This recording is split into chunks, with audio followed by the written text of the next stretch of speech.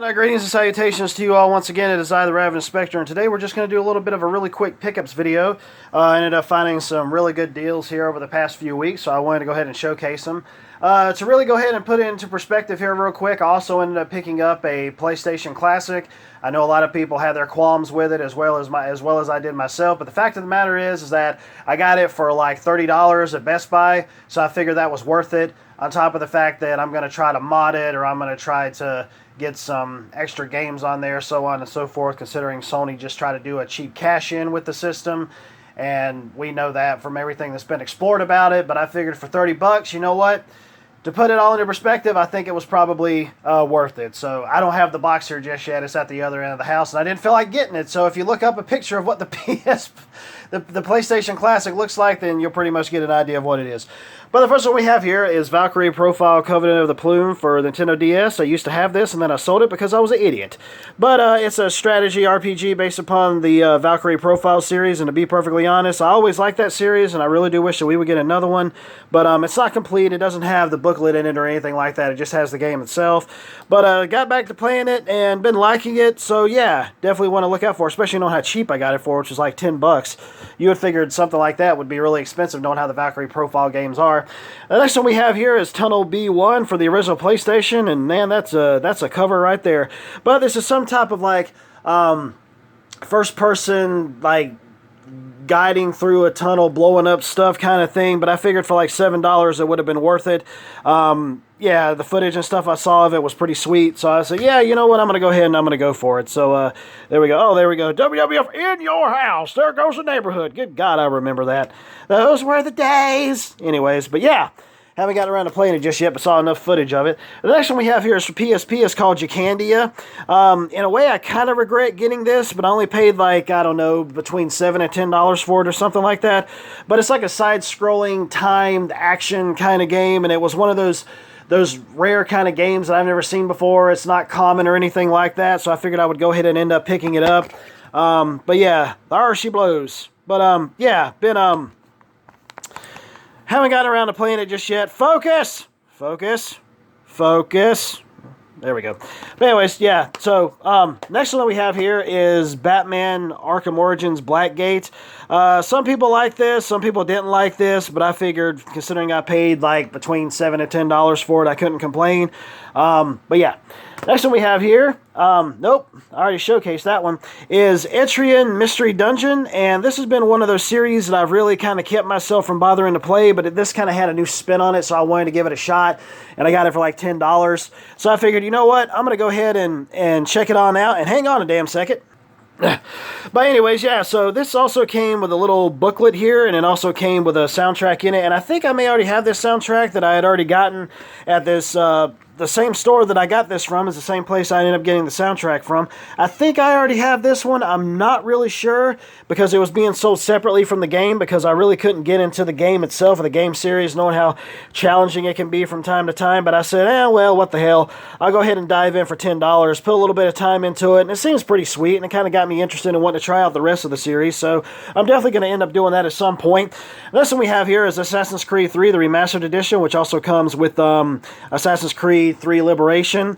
Really did like Assassin's Creed 3, played it, beat it, have it on PS3, also got the little Steelbook edition with it, and haven't really put too much time into Liberation, never got it on the Vita, but they did put it out on PS3 on PSN and gave it a shot, and seems pretty cool for what it was. But I told myself, yeah, for like, I think I got it for like $25 or something like that. I was going to go ahead and give it a shot, so definitely going to get back into playing that again and possibly also stream it. The next one that we have here is, I'm going to go ahead and just showcase both of these because I got them really cheap. It's Injustice 2 and Injustice Gods Among Us, which this is the first one and this is the second one. This is just the regular version of it though, and got that for like, I think, $12 or $13 or something. Anytime I get any fighting games, I always want to be really, really cheap. I'm not a person who's really into fighting games like I used to be back in the 90s, but this is also the Ultimate Edition, which apparently has 6 new playable characters, 30 skins, and 60 new Starlight missions, whatever the fuck that is. But anyways, this is one thing that I found that's kind of cool. As you can see, considering this is supposed to be the Ultimate Edition, and there's no DLC code or anything like that in there, obviously they ended up putting everything on the disc. It's like, at least I sure do as hell hope that they did. Why every freaking game company can't do this is beyond me. If you're going to have a complete edition, just put it all on the disc. This further shows proof that you can do that instead of putting freaking codes in there. Oh my God, man. Just put them on the damn disc. There's no code in here. There's not. And it's the Ultimate Edition. It says that it has everything in there, right there. Ultimate Edition, so you know it's not like, oh, we're going to put the regular edition inside of this edition, you know, to fool people. No, this is brand new, and so is Injustice 2, even though that isn't like the super duper butthole version. But anyways, yeah, so there you go. Evidence right then and there. Lazy ass game developers. Anyways, the next one we have here is Onrush Day 1 Edition. I'm not into racing games or anything like that, but when it boils down to really over the top arcadey action, when it comes to racing, just like real fantasy sci-fi kind of stuff, then I definitely want to get into it.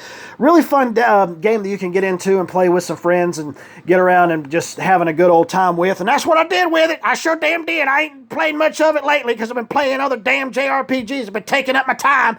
But anyways, yeah, definitely still awesome game. Got it really cheap. I think I got it for like, hell, maybe like close to $10 or something like that. But anyways, yeah, definitely one of those really good titles. Last one we have here I got on clearance from Best Buy, and it is the part of the Atelier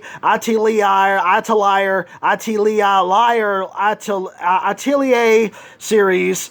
Liddy and Sui, or Suel, or Liddy, Suel, something like that. Alchemist, The Mysterious Paintings.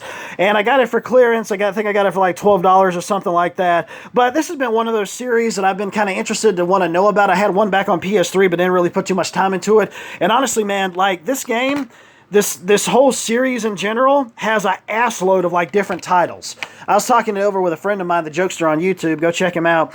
He ended up saying that these things, it almost seems like there's like 3 of these things released out of a year, and it seems like there isn't like a whole lot of changes that they make to them per se, especially not to charge full price for them, especially given the fact of how the graphics look and how they don't really make any real changes and how they pump out title after title. It's like Call of Duty went into overdrive mode and they ended up releasing like 3 a year instead of just 1 a year with the same shit that they always put on it.